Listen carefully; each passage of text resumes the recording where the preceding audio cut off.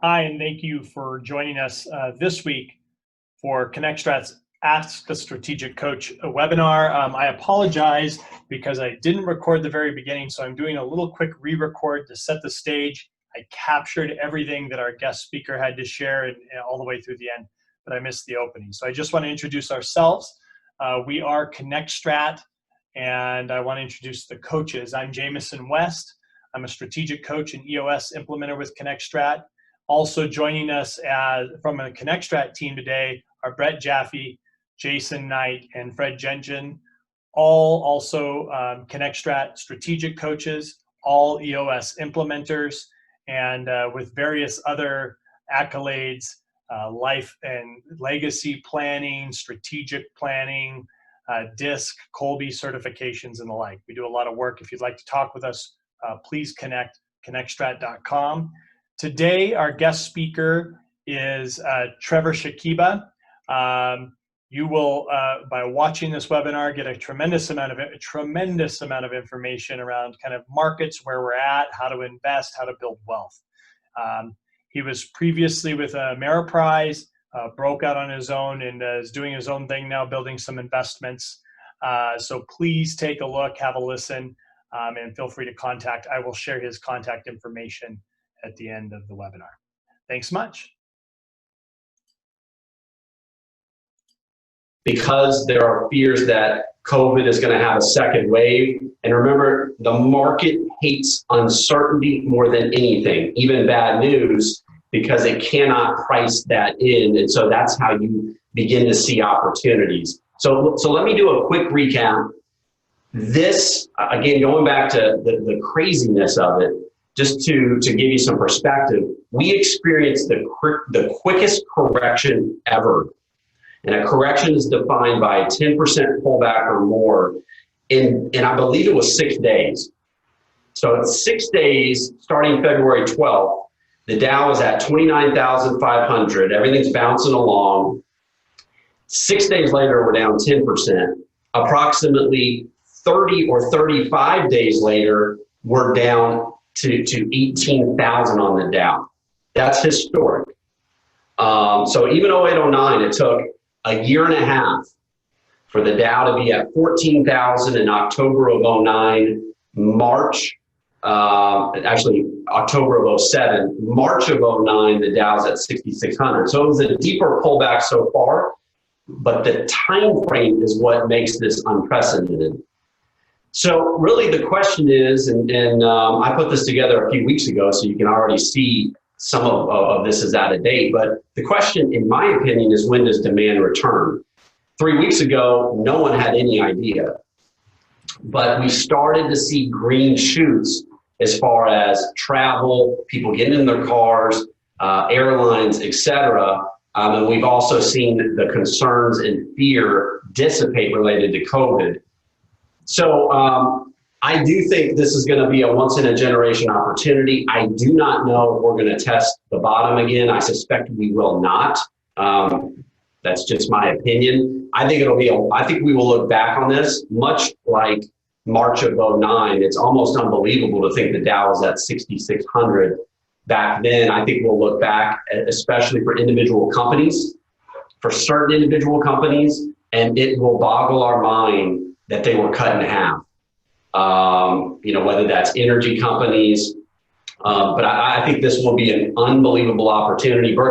Buffett also says this: he gets greedy when others are fearful, and fearful when others are greedy, which speaks to the emotional part of this. It's difficult to act when you think it's the end of the world, but logically, remember, historically, we've never seen a time where the market didn't eventually bottom, stabilize, and recover back to where it was, and then exceed that point. And to think about that for just a second, the question is why? Well, when you invest in the market, what you're really doing is you're investing in individual companies, hopefully run by very smart people that are going to improve profits, revenue, dividends over time to their shareholders. And that's ultimately what drives the stock market up or down. So if you relate that to what we just experienced, the reason the market corrected like it did, as quickly as it did, is because the economy was basically shut down. So earnings were going to be affected negatively. And that's why you had such a quick capitulation. Long term, however, this will be a blip on the radar that's important, I think, to remember. So I'll pause. I don't know if there's any questions from that. Otherwise, jump to the next slide and we'll start talking about how we can take advantage of it. Did you say, I just have a quick question, Trevor, did you use that, you're saying it from a historical perspective, that's the quickest drop of that significance and recovery? Is that ever that we've seen that happen? Ever, literally ever. We've never seen a 10% pullback as quick as we saw in February, literally in 6, or it may have been 7 days. So that to me is what separates this. I mean, we've certainly seen corrections and bear markets before. In fact, historically, we typically see a 30% pullback on average every 7 years. That's historically based on the numbers. What we haven't seen is that type of volatility that quick. And what's going to be interesting, and this may have already occurred for the most part, is not only did it happen, now I'm talking about the market, so it's important to separate the market from the economy. Yep. We may have seen a drop like this and an immediate recovery, not entirely, but a lot of it. And if you look at individual companies, it's even more astounding to think about what transpired for, some of the banks. They went down 50, 60%, and they've already recovered 30 or 40% of that. So here's my starting point. Don't forget about the fundamentals. Look, when you talk about building wealth, this is not gambling. We're talking about consistent wealth building over time. And the first thing about building wealth is preserving capital. And so I love this quote. Again, it's from Buffett. He says, look, the first rule of investing is to never lose money. And the second rule is to refer back to point number one. And so, look, we're not talking about picking one individual company or buying a penny stock, especially for those that are on the call that have successful businesses. When you're a business owner, you're used to taking risk, but you typically take risk in your business. And so a lot of mistakes that I saw from business owners that I advised is they were as aggressive in the market. But I think you need to have the right balance there. So investing is very different from speculating. And most importantly, this is the biggest factor that I saw was emotion. Now, I can tell you after 16 years advising people from people right out of college to multi-millionaires, this is the biggest factor. It's the biggest determinant. And the study I always like to quote is a 30-year study in the market. So if you pick any 30 years in the market, so say 1960 to 1990 or 1970 to 2000, right? Any 30-year period, the market has returned approximately 10% annualized. Now, some 30-year periods it's 9%, some it's better, 11%. But overall, if you invested in the S&P 500 index and took a nap, you would have seen approximately 10%. That's a long nap, right? A Rip Van Winkle nap, right? But the average individual investor in that exact time frame saw about 3.5% to 4%, which is awful. Now, what was the difference? Well, the difference is the average individual investor makes decisions a lot of times based on emotion. So it's like clockwork. I used to see it all the time with clients. Once the market corrects based on fear, they believe, even if it's illogical, not based on reason, they would want to sell. And then as it stabilizes and comes back, people get greedy and they want to buy, like clockwork, right? So they're doing the exact wrong thing at the exact wrong time. That is one of the most important things that we did for clients was back them off the ledge and stay focused on the long-term objectives. So a couple of the things here that on how you can take advantage of this, which don't immediately come to mind, is just to start with the basics, to keep doing what you're already doing. So as a business owner, if you have a 401k, you should still be saving into that. You should not have stopped just based on the fact that the market was down. In fact, you should put more in if you can, or certainly max that out in this year, because the market is down, which gives you a great opportunity to pick up the best companies in the world at a discounted value. Don't forget the power of dollar cost averaging, which simply means you invest the same amount every 2 weeks or every month, however you get paid or you pay yourself. And that spreads your risk out. And so as the market is up, you're going to buy less shares of a mutual fund, index fund, or company. And as the market's down, you buy more shares. Over time, that evens out and it truly spreads your risk out. And then the second piece here is a very easy, it's something I've recommended to a lot of people during this time, it's to rebalance. And so if you had a portfolio, I'm just going to make this up, that was 50-50, let's say, equities, whether that's in mutual funds, so I'm talking about companies or stocks, and 50% in bonds and cash. Before this happened, you may consider rebalancing your allocation to say 70% equities and 30% bonds and cash. And what you're doing there systematically is you're selling what's high or done well compared to the other part, which would be bonds and cash through this, and then reinvesting at a low point in the equities. And so that's a very easy way to take advantage of this, depending on what your allocation is, but you always want to be thinking differently. Basically, the last point I make on this specific slide is anything, look at it this way, whatever everyone else believes is going to happen or is doing when it comes to investments, you probably don't want to be doing that, and you may want to be doing the opposite. So any questions on that, or just jump to the next slide?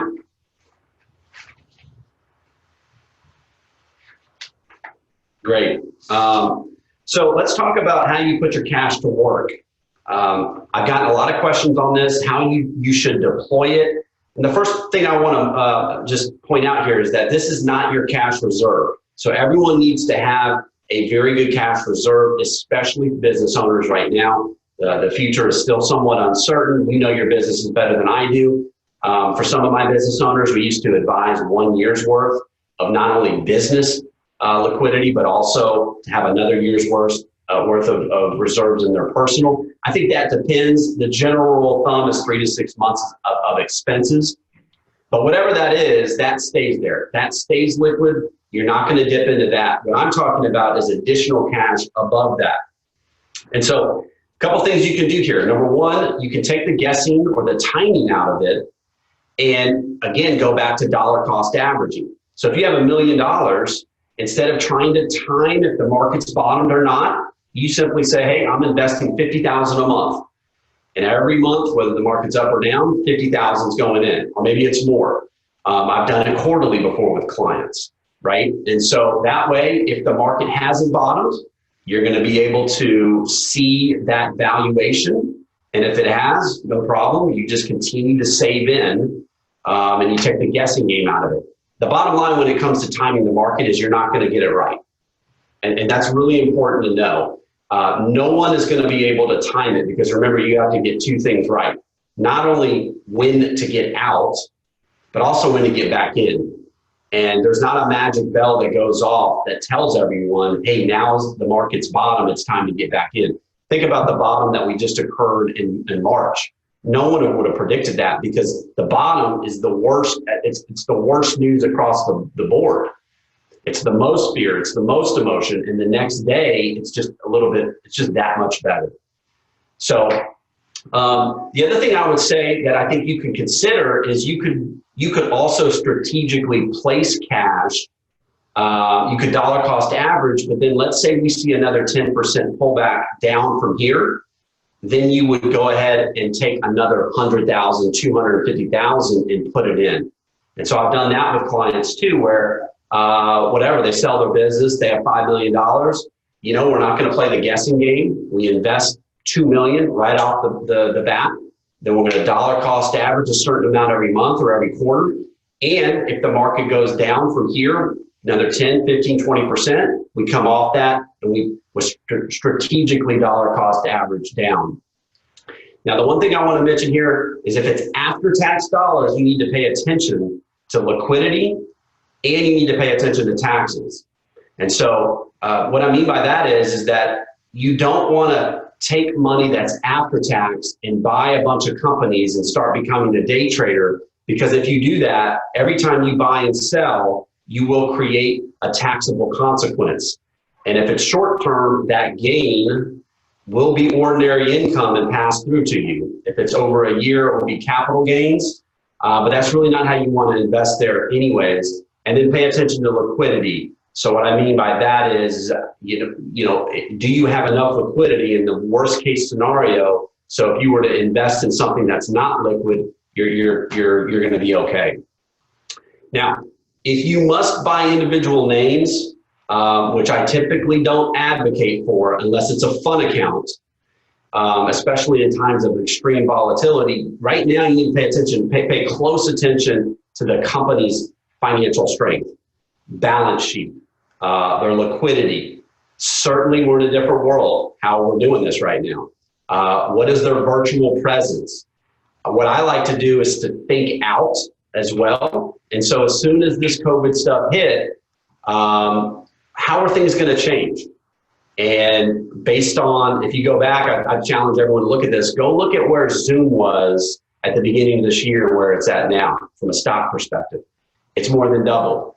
So if I go back in a time, I got some of these right, but Zoom, telemedicine, of course, Amazon, Apple, Walmart's done really well. Domino's Pizza's done really well, right? Because people still have to eat. So those might be some interesting things. The NASDAQ, by the way, if you look at it, went over 10,000 and is positive year to date compared to, say, the Dow or the S&P 500, which is still negative. I got this question the last time I did this on asset classes. I'd be careful here, because if you're trying to overweight asset classes, which is large cap, mid cap, small cap, international, emerging markets, real estate, there's a good chance you're going to get it wrong. And all that really is you're timing the market. Now, if you had a diversified portfolio and you wanted to overweight slightly, I think that can make some sense. But here's my thoughts. Typically, small companies will lead sectors out of a recession. So again, if you go back and you look at the index in March at the bottom, small cap has outperformed large cap. That's pretty normal. If you look back at every recession, we'll see if that holds. Large cap and growth has been the clear winner, not just out of this, but over the last 5 years. So growth would be companies that are more focused on growing their top line. Value, which is the other side of that, are typically companies that are more mature. They're paying a larger dividend. But here's the thing, nothing remains the same. There will be rotation eventually, not just out of large cap and growth, but also international and bonds have been terrible. So a lot of people think right now that international, the US is going to outperform the international for as far as the eye can see. That may happen, but I can tell you that anytime everyone thinks something, typically that does not happen, right? And so there will be rotation, just be careful. The answer here, in my opinion, is what I put there at the end. Stay diversified. Again, we're not swinging for the fences. Many people on this call, if you're a business owner, are already very successful. So what I used to tell people, and when I was advising my clients that were already financially independent or had a very successful business, is we are not trying to generate 20% annualized by taking crazy risk. I'd much rather you come back to me 20 years from now and say, hey, we averaged 8% with an appropriate risk tolerance, as opposed to, holy cow, we struck out, and your 5 million or whatever has now been cut in half. That is, to me, that's gambling. Slow and steady wins the race, and being diversified is a key component of that. That quote down there I really like, and that's basically what diversification is. You're never going to make a killing, but you're never going to get killed. So questions on that? I have a question on your last slide a little bit. Okay. How often do you advocate stop loss sell orders? So part of Buffett's quote was not to lose the money. Obviously, during times like this, the stocks that you own will go down and then come back up again. Do you implement any trailing stops when you do investments with your clients, or do you advocate for that? Or if it's a good company, kind of buy and hold and weather that storm? Yeah, that's a great question. So I've done that in certain situations.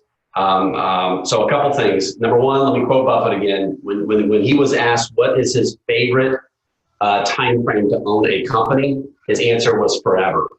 So just to give you a perspective on the oracle. Here's where I would implement stop loss when a lot of your wealth is tied up in a single company. So a lot of clients that I worked with are down here in the energy sector, so stock options. I think it's appropriate to manage risk there. And sometimes with those clients, they had an emotional attachment. So I would say, well, your basis is here. Let's at least put a stop there so we're not taking an absurd amount of risk when it comes to their situation. The other thing I would say is that if you have an investment that is done unbelievably well, you invested in Apple, when it was $50 a share. I think stop losses can make sense there as you diversify out of that position. Meaning if it's whatever it is now, 200, 300, you may put a stop loss in it at a specific point for a certain amount of that. To me, again, it goes back to risk.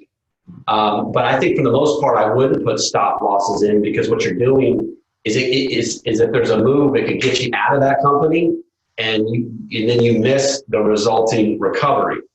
The way I look at it, to answer your question ultimately, is do I want to own this company long term?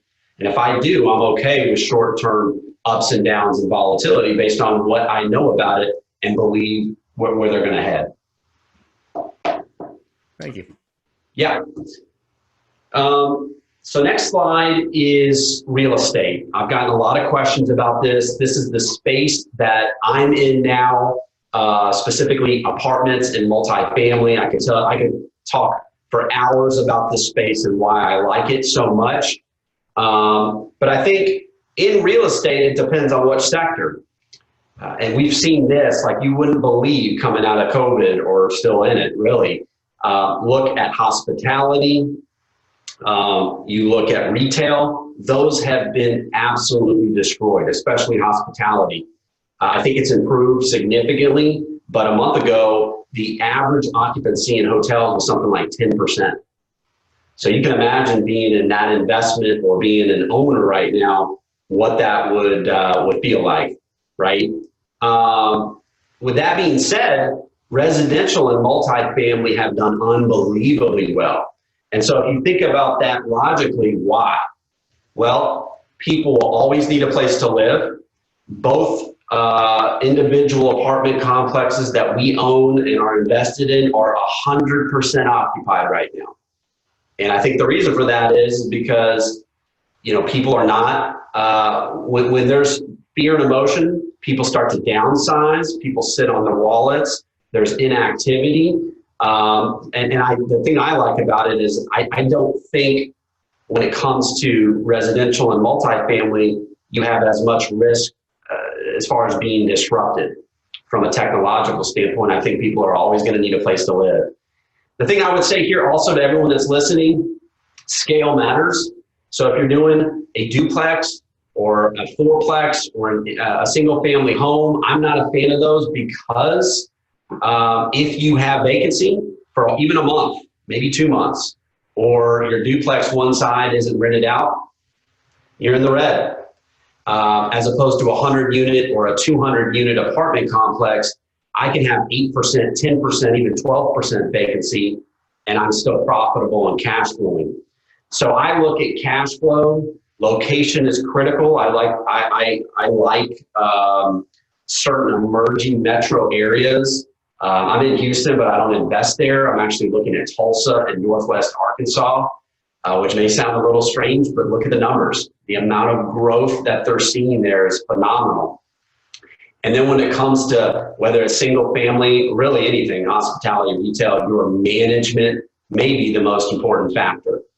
And so people will find out that property management it can be a big issue, right? So you got to find the right people. Now, let's talk about how you invest in real estate. So a lot of people may be familiar with investing in real estate within their 401k. What you're doing is you're investing in a real estate mutual fund, index fund. Some people have probably heard of a REIT, which stands for a real estate investment trust. The question I would have for you here is, what do you really own? Do you actually own the real estate? Or is it a piece of paper that's traded on a stock exchange? There's a big difference. And that's why I'm a big fan of raising capital now and helping people invest into the actual asset itself. The reason for that, and it's very, very different, because taxes is probably the biggest, which I'm going to talk about. The other thing I'll say here is be careful about syndications. Those have become more popular over the few years here. But what that comes down to is, who are you? It's almost more important than the asset itself as the operator. Who are you investing with? Do they know what they're doing? Have they thought through risk? Worst case scenario, where's the asset? What's their plan, et cetera? So a little bit, I think I need to speed up a little bit here, but the one thing I want to talk about here for everyone that's on the call is real estate is an investment that offers a combination of advantages that no other investment can. Remember, this is coming from a former wealth management stock portfolio guy, okay? So real estate can offer everything from cash flow, consistent monthly cash flow, leverage, which is a huge deal right now based on where rates and debt is, certainly appreciation over time. One of the biggest things I like is control. And this used to drive me crazy in working with clients, is you don't really have control over what's going on with your investment portfolio. If you think about it, if you invest in a 200-unit apartment complex, there's all sorts of different things you can do to force appreciation, from making actual improvements to getting better on the expense line, which is a very easy thing to force value appreciation. But the biggest to me is the tax advantage. And this happened with the new Trump tax laws, I think in 2017, is you're now allowed to take all depreciation 100% upfront in year one. And that is a huge deal, because what you can do now, let me see if I can simplify this, is you can take that, if all qualifications are met, directly against your earned income. So I had a client, they make well over $1 million a year. He works, his wife does not. And we advised him to take his wife off payroll immediately, and for her to meet the real estate designation, to meet that designation. It's pretty simple. You need to commit 15 hours a week to real estate. You don't have to have your license. But because she was able to meet that designation, they then invested in a fairly large piece of commercial real estate. They were able to offset all 7 figures of that income through bonus depreciation, thereby saving them something like $300,000 in taxes last year. That continues for a few more years, and then it gets phased out. If we have a change politically, that may get phased out immediately. I would encourage everyone to look into that that's on this call. Massive tax advantages, not to mention finding an asset that can diversify you out of the traditional stock market portfolio. And we just don't know how long that's going to last. But I'm a big advocate of that. So I hit everyone with a lot there. Obviously, make sure your CPA and tax attorney are involved. But there's a little bit more to it, but that's the general overview. So any questions?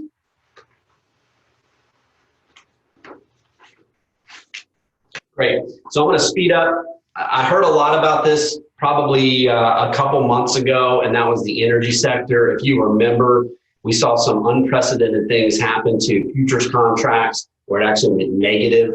A lot of people didn't even know that it could go negative. So there was just no demand, as you can imagine, when the economy was shut down, that they didn't have anywhere to store it.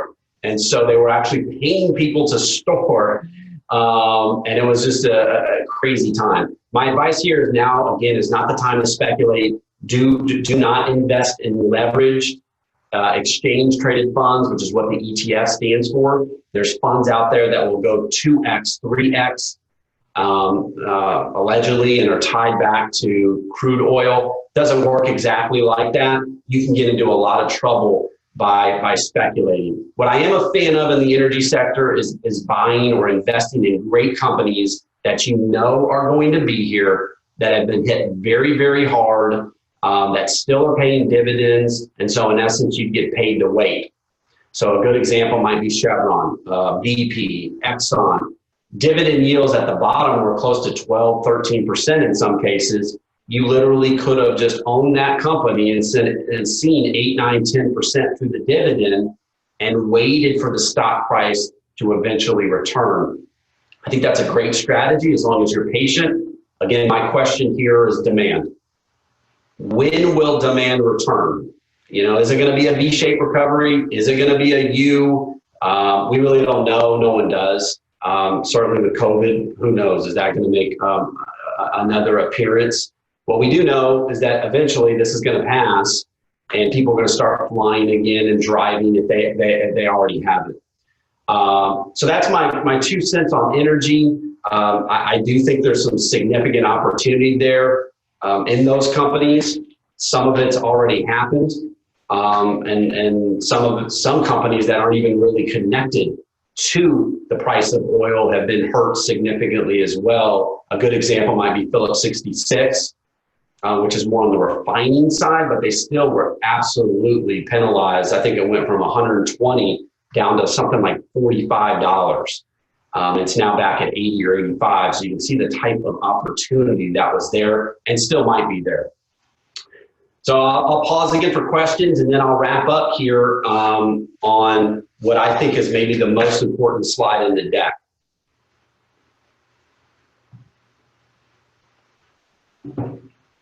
Great. So next slide is what I'm titling, to get everyone's attention, the most powerful investment concept ever. And look, this is true. It's absolutely true, and that is tax-free compounded wealth. And the important point that I'll make here is that taxes are the enemy. That's about as direct as I can say it. They will take a significant amount of your wealth at some point, right? And so the tax-free component here is that there are ways to get your assets into certain buckets that will allow it to never be taxed ever again in compound tax-free. So we'll start from simple, and then we'll go to complex. Number one, Roth IRA. I'm sure everyone's heard about that. Do you have a Roth IRA? And if not, why not? Now, most people may immediately say, hey, I make too much money. We cannot do a Roth IRA. But there are ways that we can get around that. Remember that we're talking about multi-generational wealth here, because the Roth, once it goes in after tax, is never, ever taxed again, ever.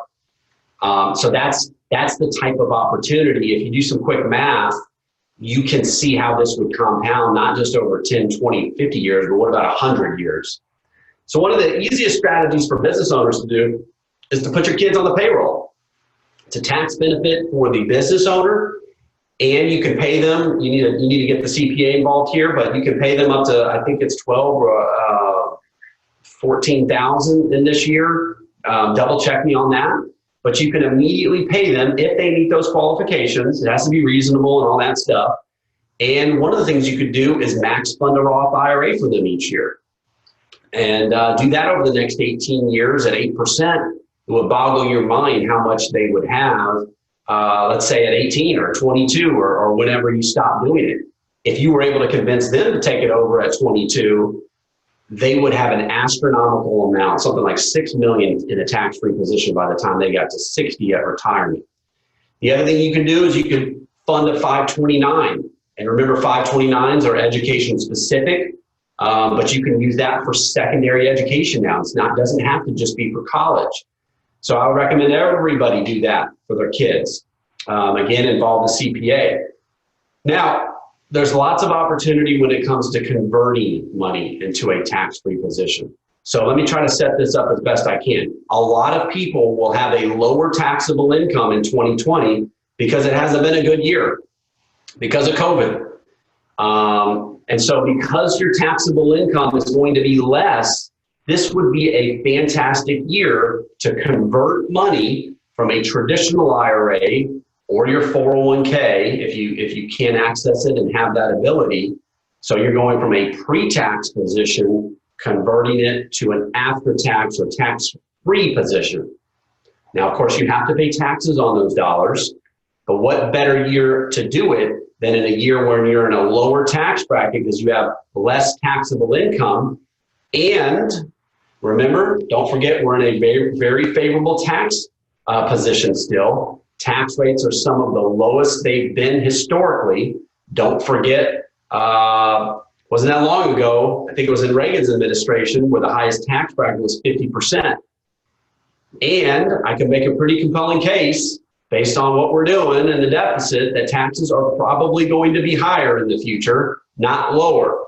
So if you're ever going to do it, now's the time to do it. Take the pain now. And my final point here is that the market's still down. It may not be 20%. That was the last time I did this presentation, but it's still below where it was. And so if you can get that into a tax-free position, you'd rather have the growth in a tax-free position as opposed to a taxable position, because eventually these dollars over here, when you take them out, will be taxable. So I think it makes a ton of sense to evaluate that and consider converting to make sure that those dollars are never taxed again. So a couple other things here. Do you have an old 401k that's just sitting out there? So you might be able to roll that to an IRA and take advantage of the strategy. Sometimes within your current 401k, there's opportunity to put dollars in pre-tax, after-tax, and Roth. So you may consider how you're saving in. Personally, I always saved everything into a Roth just because I understand how powerful it is to have flexibility in retirement and to access money tax-free. There are many more strategies here with entities I won't get into. Just know that that's a powerful concept when it comes to tax-free wealth accumulation over time. And of course, you need to get the appropriate counsel. So questions on that I can answer?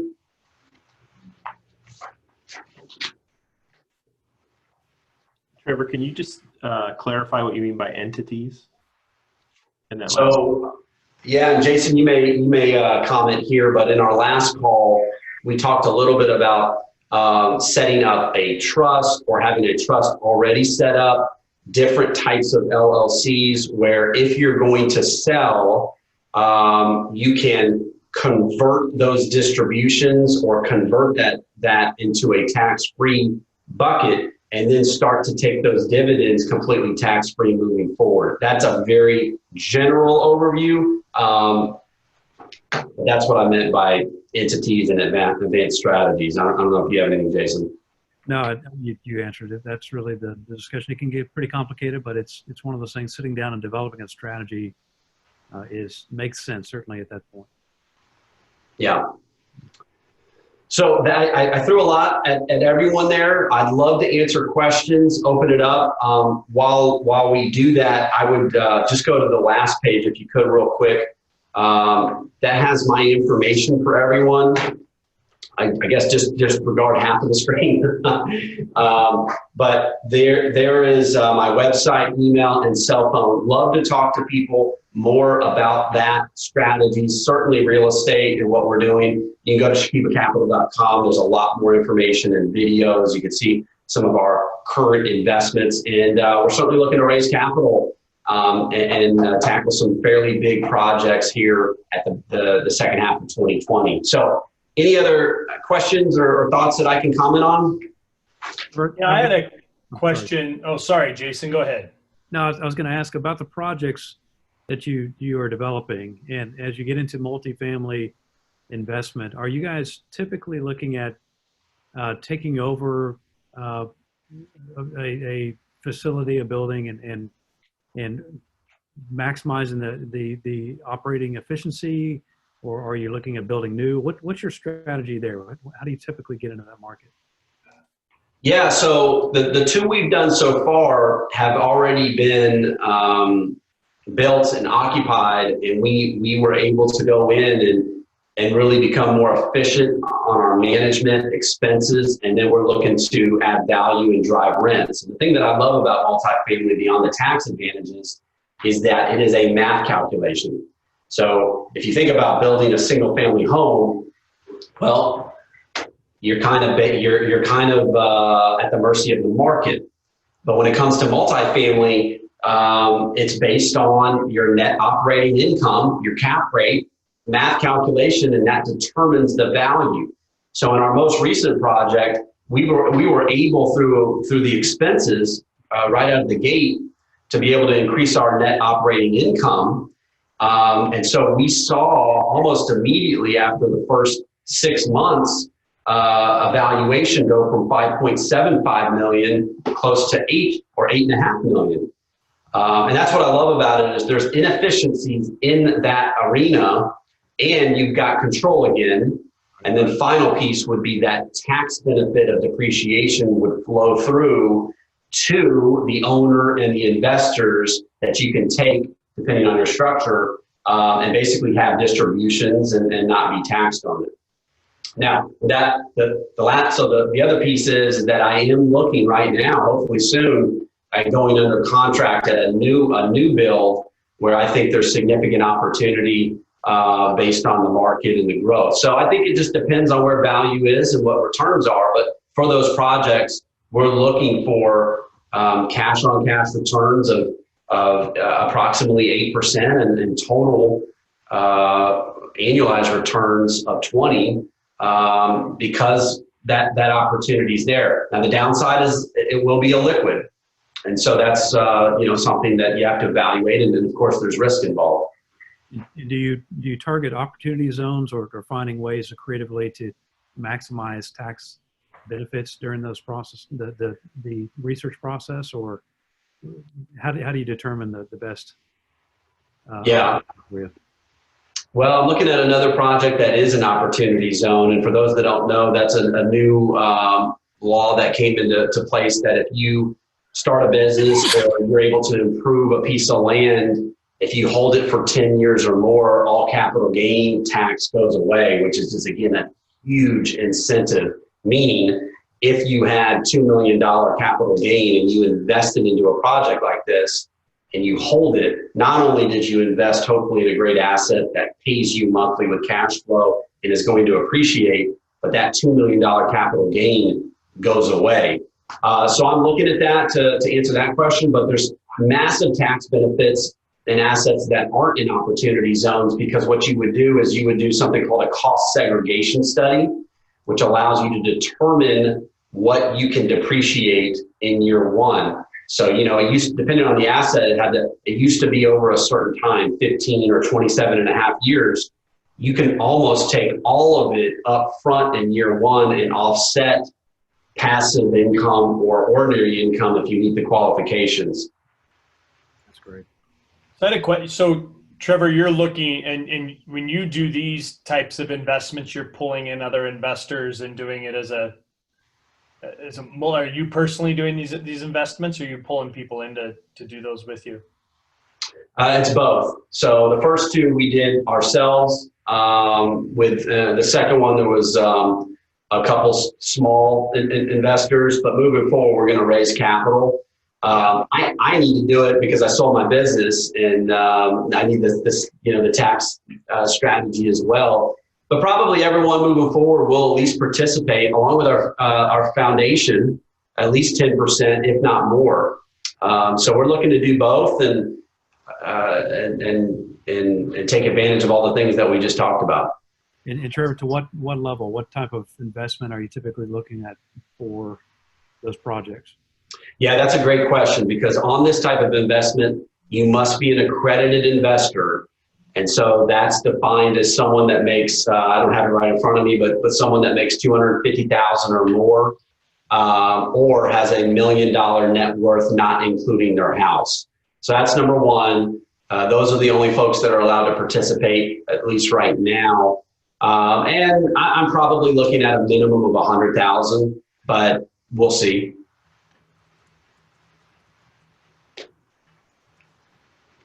So I see some additional questions there. I don't know. Do you anyone want to? Yeah, I was interested in that first one, that kind of whole Roth account 529. I've been really spinning on that. That's a really interesting one for me. So I started paying, for example, my new CPA had me start paying my kids $12,000 each a year this year.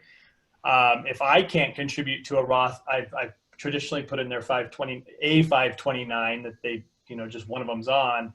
But the Roth piece is interesting. If I can't do that, can I create a Roth on their behalf, or how do I work around leveraging this year to invest in a Roth, particularly the multi-generation component? Like, what can I do in that regard?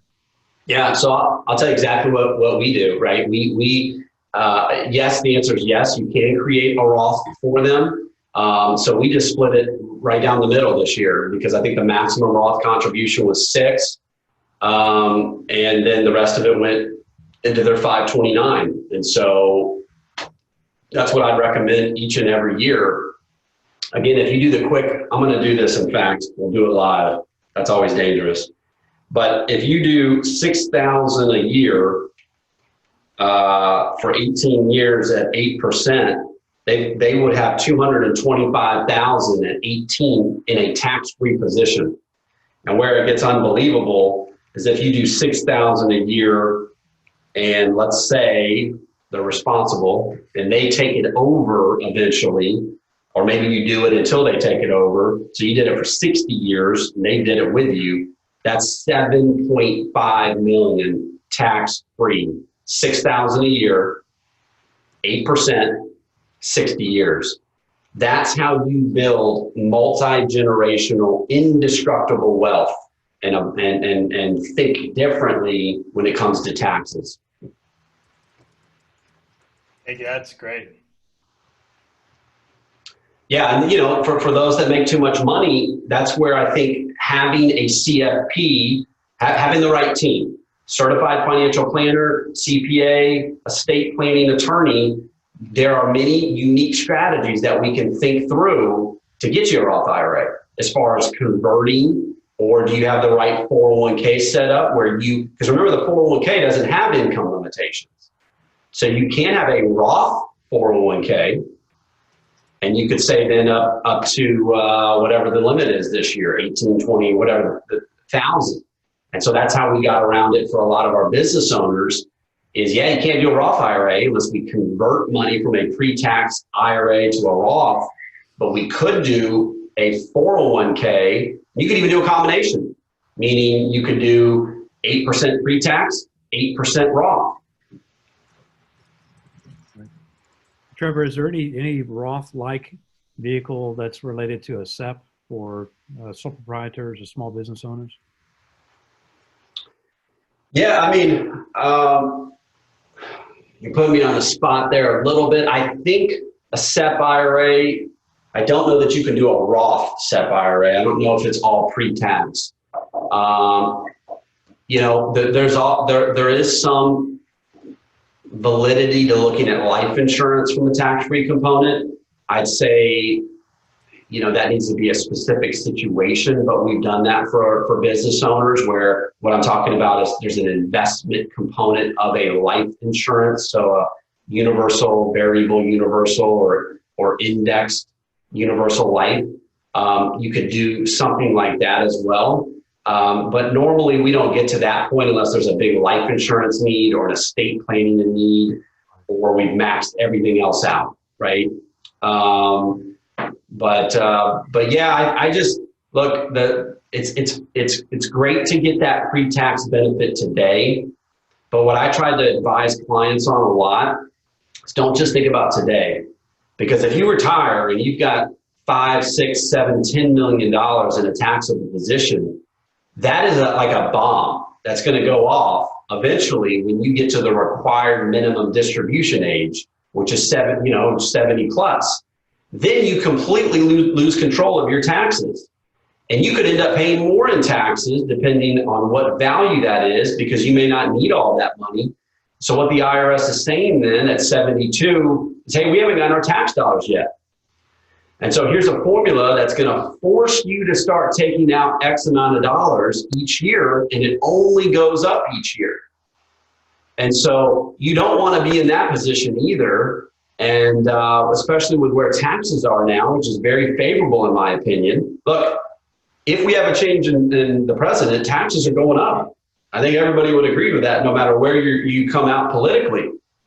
So that's why I'm a huge advocate of looking at that now. You don't have to do it all now. If you have $2 million in an IRA, yeah, probably don't convert $2 million, but maybe there's a way each year you can kind of dollar cost average with the help of a CPA into a Roth conversion. But I've seen huge problems with, for example, executives down here that worked at Shell or Exxon for 40 years. They've had a huge pension and IRA. And every year they would complain about being in the top tax bracket because they were being forced to take money out of their IRA based on required minimum distributions.